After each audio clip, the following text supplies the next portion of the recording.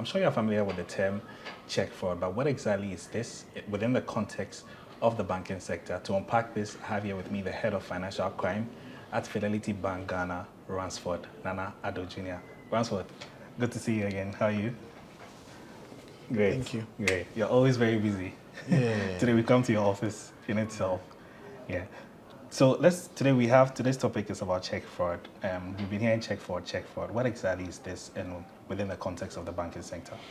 Thank you. So check fraud is basically, check is a payment instrument where you issue a check for services or goods to make payment. So check fraud is basically the use of check without the permission of the owner to secure goods or services.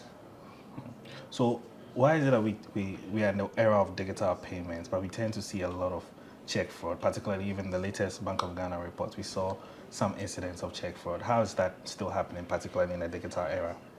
Okay. So even though we have moved away from a lot of check payments, the corporate entities, organizations are still issuing checks. Individuals hardly issue checks nowadays because of the mobile payments, the Digital transfers and all that, cards and all that. But some organizations, some businesses are still issuing checks as a mode of payment. So we have some. But just to correct the impression, check fraud, when you say a lot, compared to what we used to have previously in industry, it has gone down significantly.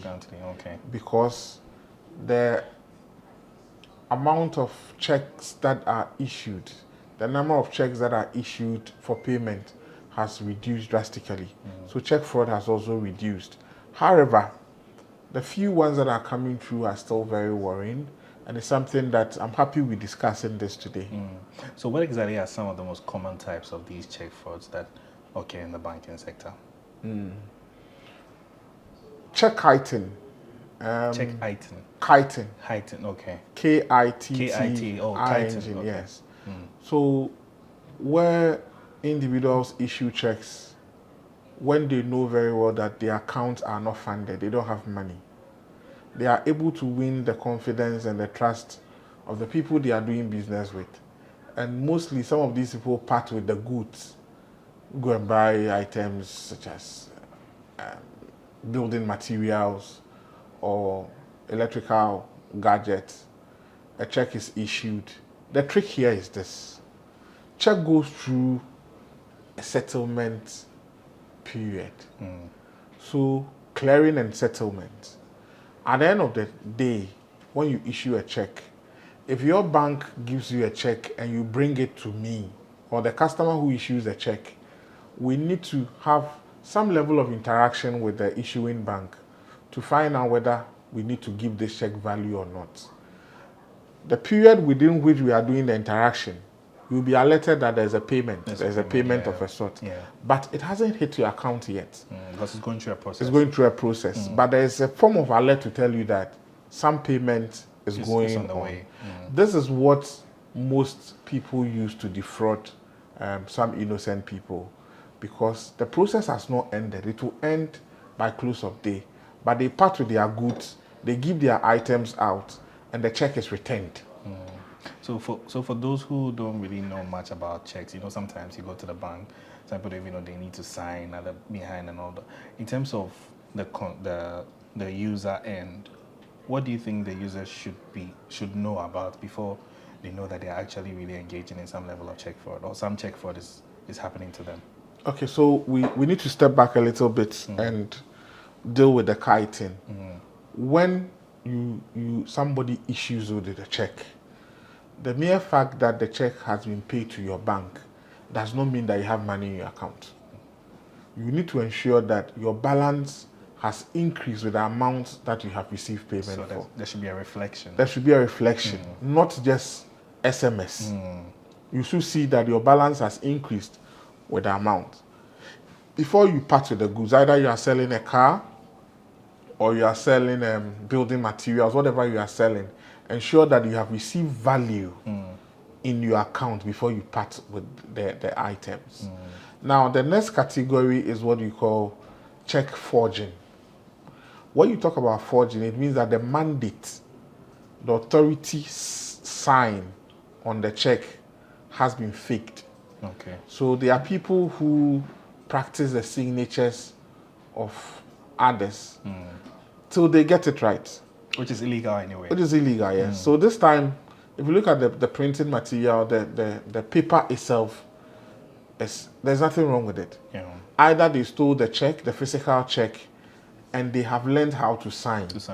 By getting access to your previous document that you have signed. Just mimicking that. Or mimicking till they get it right.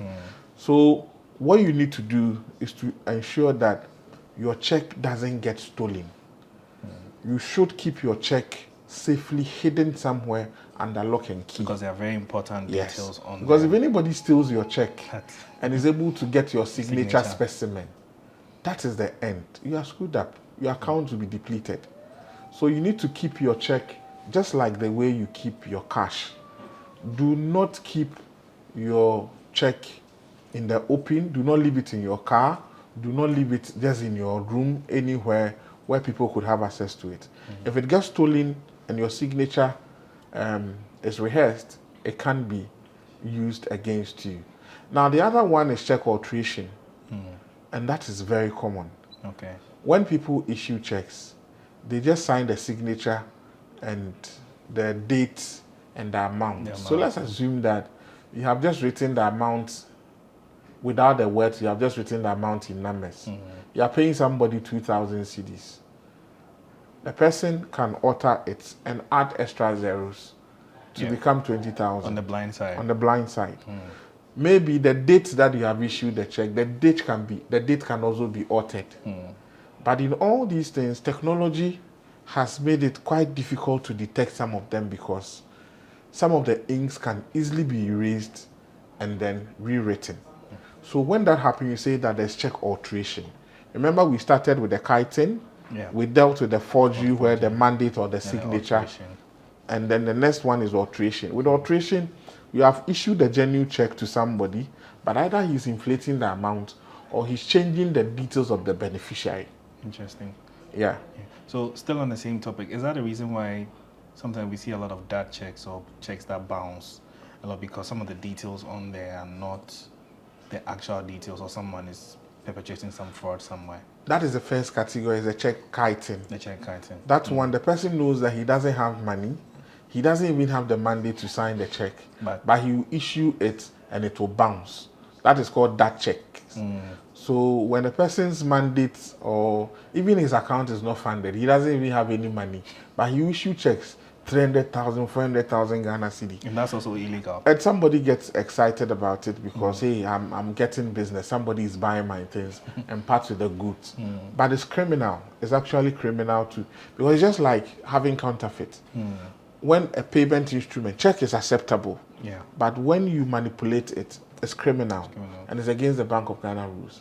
Just still on that topic. So what should, whoever that's receiving the check, what should they be looking out for to ensure that the checks that they are issuing out to them will not be bounced? It will be very difficult for you to tell because somebody is giving you a check. You don't know whether he has money in the account. You don't even know whether the signature he has signed on it is a signature or not. Or even the account. It is when it goes through the clearing system that this will be detected. So what you need to do is to ensure that you have gotten value before you part with your goods or services.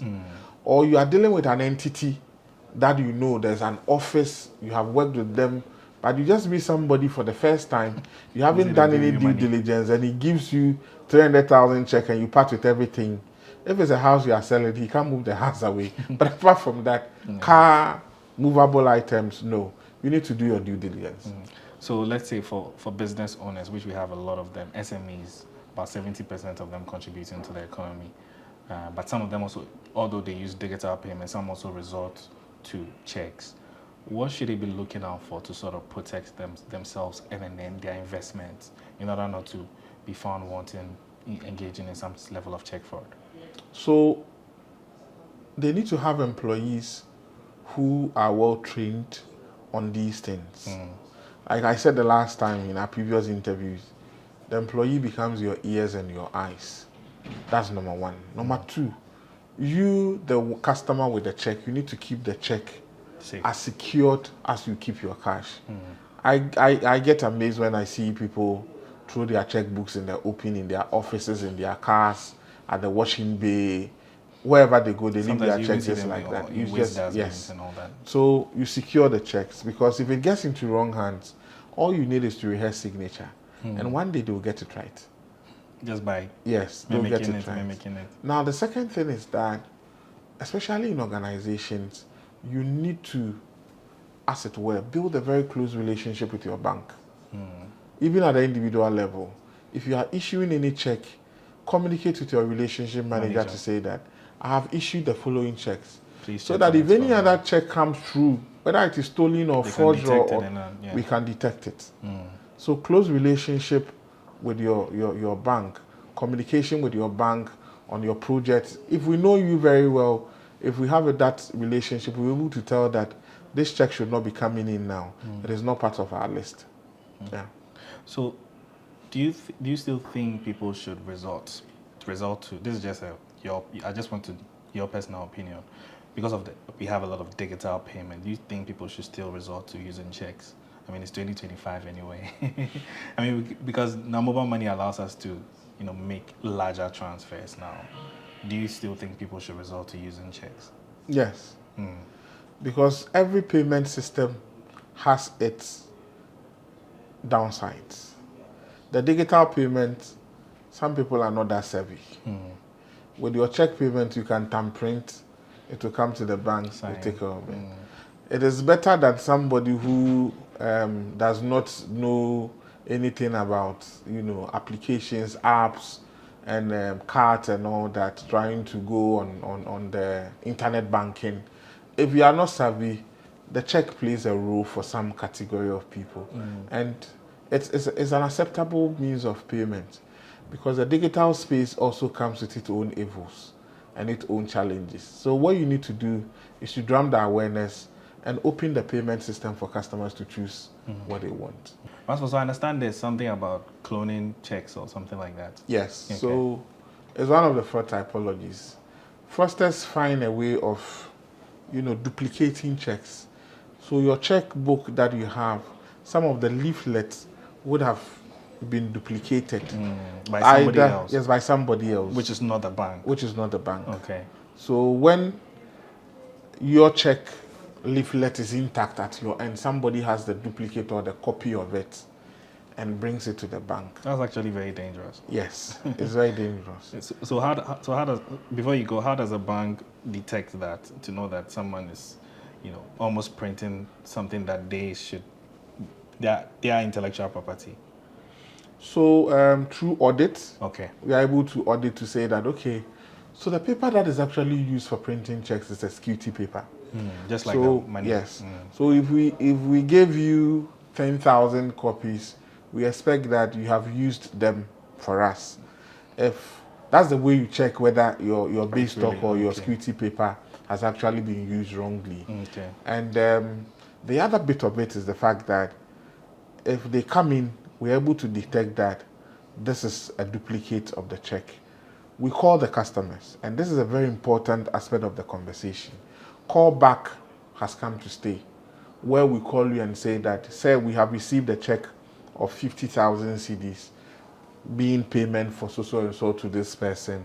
We're calling to confirm whether you know about it and we should pay. We plead with customers to have the patience, because it's a fraud detection strategy, and they should bear with us when we call them. Finally, I know check is paper, but are there any tools out there that businesses and individuals can use to, safeguard themselves from some of these check fraud? You won't be able to tell as a customer, but in the banks, we have tools that we use to detect fake checks that have been cloned. When it comes to us, we'll be able to see. Yeah. So we have, in the banking system, there are tools for but you as a customer who is receiving checks, you won't know. You won't know. That's why I keep on saying that. Make sure that you have gotten value before you part with your goods. Leave the rest to your bank to do the checks for you. Ransford, thank you so much. It was very nice educating us.